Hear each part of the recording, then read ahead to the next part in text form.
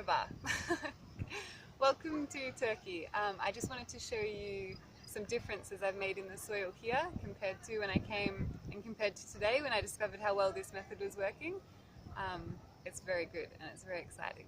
So when I first came here, the soil was like, as you see now, everywhere, completely exposed. In between the pepper plants, in between everywhere, everything was exposed, and this is very bad for your soil for many reasons. So when I came here, I put down some boards to walk on because this clay is soil. It's very important to displace your weight when you're walking on it so that it's not compacting down. And then I did this very exciting method that I've just discovered works very well. So we use a lot of paper plates at the Eco Village here.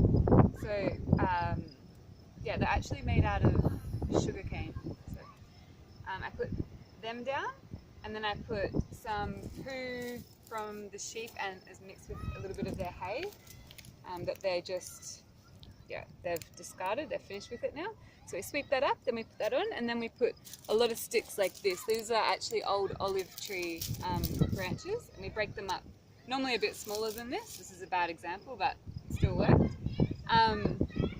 Yes, and now I'll show you what the soil looks like underneath.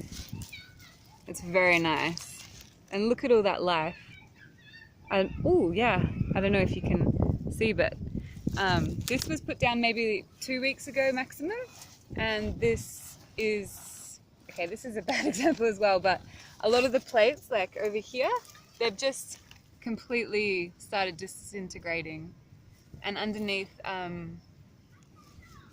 yeah, so this will all begin to break down, add some structure to the soil.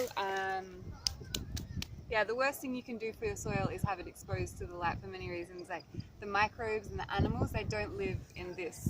Like there's nothing there for them. But as soon as you put even cardboard down, everything goes towards it. Yeah, that's it. Very exciting, and I'm very happy it worked. Yes, thank you for watching.